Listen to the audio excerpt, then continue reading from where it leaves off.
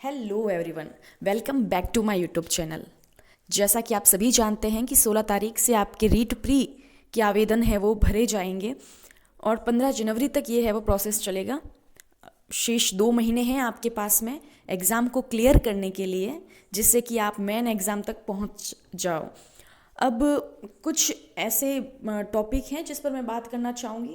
पहली बात हम करने वाले हैं कि कम समय में हम कैसे तैयारी करें जिससे कि हमारी प्री है वो क्लियर हो जाए। जो बच्चे अभी लगे हैं प्री में और उनके पास 2 महीने हैं और वो चाहते हैं कि प्री क्लियर करे, तो उनको है वो नियमित तरीके से रेगुलर आप देख सकते हो, आपको पढ़ना है और वो टॉपिक विशेष रूप से पढ़ने हैं जो कि प्री और मेंस दोनों में ही आ जाए। प्री पास करना कोई बड़ी बात नहीं है। बहुत सारे लोग हैं, स्टूडेंट हैं जिन्होंने प्री पास कर रखा है और आसानी से है वो इसमें भी क्लियर कर जाएंगे। लेकिन जो नए स्टूडेंट हैं उनको लगता है कि वो नहीं कर सकते, तो ऐसा कुछ नहीं है। प्री के लिए आप सही दिमाग लगा कर पढ़े, क्योंकि साइको आपकी है। 15 नंबर अगर आप संस्कृत और 15 नंबर हिंदी की शिक्षण विधियों के है वो करें तो दोनों लगभग सेम है। व्याकरण थोड़ी बहुत अलग है, तो इस हिसाब से है वो शिक्षण विधियाँ हैं, तो आपके नॉर्मली है वो 100 के आसपास नंबर बन जाएंगे। एनसीईआरटी को ध्यान में रखते हुए अगर आप पढ़े तो कम समय में आपकी तैयारी अच्छी हो सकती है। और अपन कहते भी हैं कि अगर किसी टॉपिक को अपन 10 घंटे में एक कवर करें, किसी एक टॉपिक को, तो वो आराम से हो सकता है। और अपन ने अगर आधे घंटे में उसकी लिमिट रखी है तो वो टॉपिक आधे घंटे में भी क्लियर हो सकता है।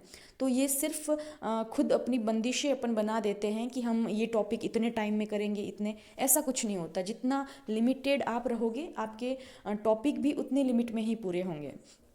दूसरी बात है, पढ़ाई तो कर रहे हैं हम, लेकिन लगता है कि कुछ याद नहीं हो रहा है। ये बहुत ही आम समस्या है स्टूडेंट के जीवन में, क्योंकि मैं भी जब पढ़ती थी, हालांकि आज भी जब पढ़ती हूँ तो लगता है पढ़ तो रही हूँ लेकिन कुछ याद नहीं है। ठीक है, ऐसा हर एक के जीवन में होता है, क्योंकि हम पढ़ते जाते हैं और पीछे वाला एक तरह से भूलते जाते हैं। इसलिए हम कहते हैं कि रिवीजन बहुत ज़रूरी है। आगे हम जितनी बार किसी चीज़ को पढ़ेंगे ना, दिमाग में धीरे धीरे वो स्थायित्व आता रहेगा उस टॉपिक को लेकर।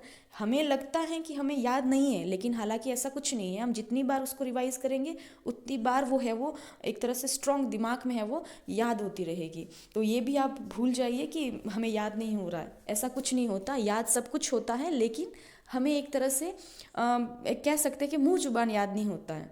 और हमें तो यहाँ पर है वो वस्तुनिष्ठ वाले क्वेश्चन हैं, तो हमें तो सिर्फ एक तरह से पुनः याद करने की ज़रूरत होती है।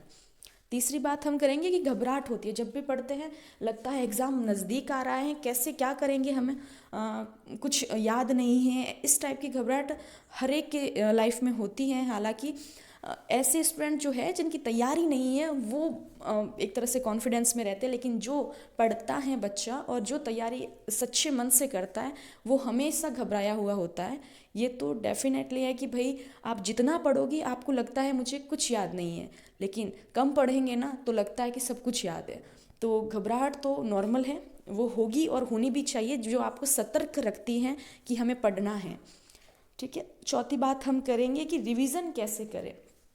मैंने जो अपनाया था उस हिसाब से मैं क्या करती थी कि भाई इतनी बार टॉपिक को पढ़ लेती थी कि समझ आ जाता कि अच्छा उस पेज पे ये है, इस पेज पे ये है, बस रीडिंग करने की ज़रूरत होती थी। मैंने सिर्फ एक तरीका अपनाया था रिवीजन का, वो है रीडिंग। कोई लिखना नहीं, ठीक है, उसके शॉर्ट नोट्स आप साथ साथ बना सकते हैं जो लास्ट टाइम में आपको और भी ज़्यादा हेल्प करे। लेकिन रिवीजन का पॉलिटी के पूरे नोट्स थे ना, वो लगभग मैं एक एक दिन में निपटा देती थी, क्योंकि फिर रिवीजन करते इतना वो हो जाता है कि आप झटके से है वो सब्जेक्ट को कंप्लीट कर सकते हैं। धीरे धीरे ऐसा हुआ था कि हिस्ट्री एक दिन में हो जाती थी, पॉलिटी एक दिन में हो जाती थी। तो वो सब डिपेंड करता है आप कितनी बार रीडिंग करते हो। पांचवी बात करेंगे हम कि तनाव से बचें। आप आज भी अगर देखें तो मार्केट में बहुत सारी अफवाहें चलती है, यूट्यूब पर बहुत सारे यूट्यूब चैनल हैं। देखो, पढ़ना खुद को होता है, ठीक है। कोई आपको बता सकता है कि ये ऐसे पढ़ना है, लेकिन आपके दिमाग में घुसकर उसको याद नहीं कर सकता। कितने भी मोटिवेशन वाले वीडियो देख लो, लेकिन लास्ट में पढ़ाई तो खुद को ही करनी पड़ती है। और ये भी है कि भाई नहीं नहीं ये आएगा, उससे आएगा, वो वाली किताब बेस्ट है। मुझे लगता है लगभग 70 से 80% हर एक के सिलेबस जो है वो हर एक की बुक से आता है, क्योंकि सब में मैटर सेम है, बस अपनी विचारधारा बन गई है कि नहीं इस बुक से ज़्यादा आता है या फलाने की बुक से ज़्यादा आता है।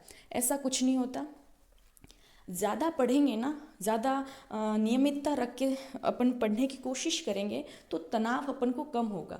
अपन जितने हैं वो दूसरों की बातों पर या फिर एग्ज़ाम होंगे नहीं होंगे ये जो सोशल मीडिया पर ध्यान देंगे तो तनाव बढ़ता जाएगा, और रेगुलर रहकर भी नहीं पढ़ेंगे फिर भी तनाव है वो बढ़ता जाएगा। इसका एक तरीका है कि सोशल मीडिया से दूर रहकर नियमित रूप से अपन अगर पढ़ाई करें तो कॉन्फिडेंस आएगा, जिससे कि तनाव कम हो सकता है।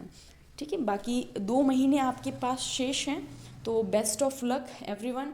रीट प्री जो अभी दे रहे हैं और जिनकी क्लियर है उनको भी, हालांकि वो कॉन्फिडेंस के लिए दे रहे हैं, लेकिन जो नए बच्चे हैं उनको विशेष रूप से मेरा यही होगा कि आपको लगता है कि बहुत सारे धुरंधर बैठे हैं प्री एग्ज़ाम के लिए, या फिर कितने सालों से वो मेहनत कर रहे हैं उनका भी नहीं हुआ, हम तो नए हैं हमारा कैसे हो सकता है, ऐसी विचारधारा नहीं लाए।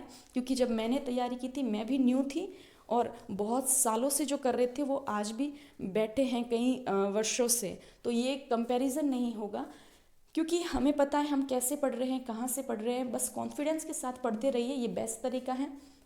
बाकी और भी कोई समस्या है तो आप है वो कमेंट में अपन बातचीत कर सकते हैं। Thank you so much everyone.